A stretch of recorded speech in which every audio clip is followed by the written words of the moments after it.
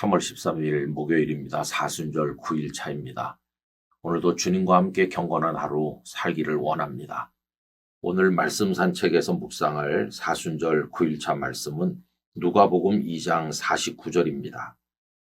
예수께서 이르시되 어찌하여 나를 찾으셨나이까? 내가 내 아버지 집에 있어야 될 줄을 알지 못하셨나이까 하시니. 중고등학교 시절 여름 수련회, 겨울 수련회가 끝나고 나면 교회마다 몸살을 앓았습니다.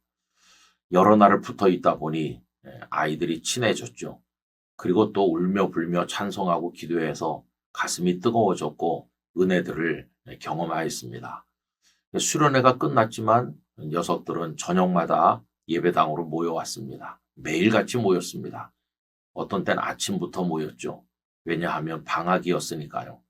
그리고는 예배당 이구석 저구석에 또 뜰 여기저기에 밀려다니면서 함께 했습니다. 모여서 노래도 부르고 또 춤도 추고 어떤 땐 찬양도 하고 또 둘러앉아 손잡고 눈물로 기도하기도 했었죠. 제가 다녔던 어린 시절 교회는 터가 아주 넓었고 예배당 뒤에는 멋진 잔디밭이 있었고 앞쪽에도 운동장이 있어서 뛰어놀기가 정말 좋았습니다. 늦은 밤까지 집에 갈 생각을 안 하고 그렇게 했어요. 물론 그게 끝은 아닙니다. 가끔씩은 교회 앞에 있는 빵집에 가서 빵과 우유를 주문해 먹기도 하였죠. 그러는 동안에 좋아하는 여학생도 생기고 남학생도 생기기도 하였습니다.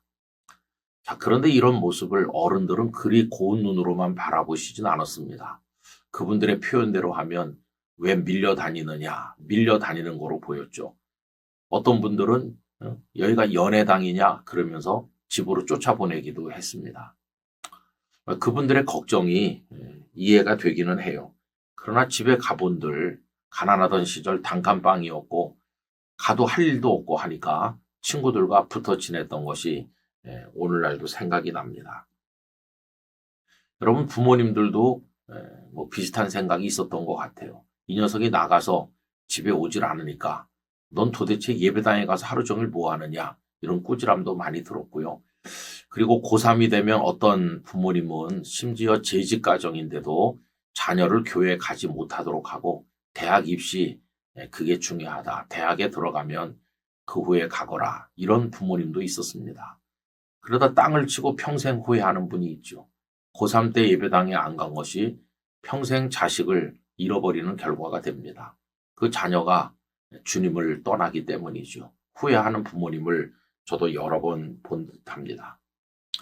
여러분 요즘은 오히려 반대로 부모가 자녀를 예배당에 데려오려고 해도 안 따라오려고 하는 게 이제 문제인 세상이고 보면 정말 자녀 교육이 중요한 이슈죠.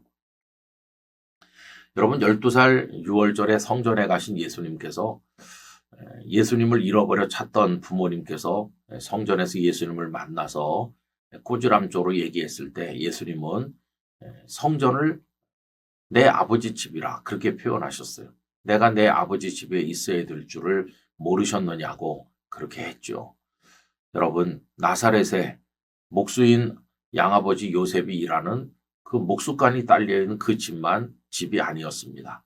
예수님께서는 하늘 아버지 하나님의 집인 성전 또한 예수님의 집이었던 것이죠. 여러분 우리 성도들에게도 또 하나의 집이 필요합니다. 먹고 마시고 살아가는 소위 우리 가족들이 사는 집만 있는 것은 아니고요. 우리에게는 하나님과 함께하는 하나님의 집이 필요한 것이죠. 사실 온 우주 만상이 다 하나님의 것이기 때문에 어떤 공간 어디에 있어도 하나님과 함께 있으면 거기가 하나님의 집이 되는 것입니다. 우리의 육정을 풀고 또 세상의 욕망에 따라 살아가는 그런 공간 말고 하나님과 함께하는 하나님의 집이 우리에게 있기를 원합니다. 그 하나님의 집에서 하나님과 함께 사는데 익숙할 때 우리 나중에 천국이라는 하나님의 집에도 들어가게 될 것입니다. 예수님께는 또 하나의 집이 있었다. 거기는 하나님의 집이었다. 생각하면서 우리도 예수님 닮아 하나님의 집에 머무는 성도가 되길 간절히 소원합니다. 주 예수님께서 성전을 하나님의 집이라 말씀하신 것처럼 저희도 또 하나의 집, 하나님과 함께하는 하나님의 집에 사는 법을 배우게 하시고 언제나 하나님과 동행하게 하여 주옵소서. 예수님 이름으로 기도하옵나이다. 아멘.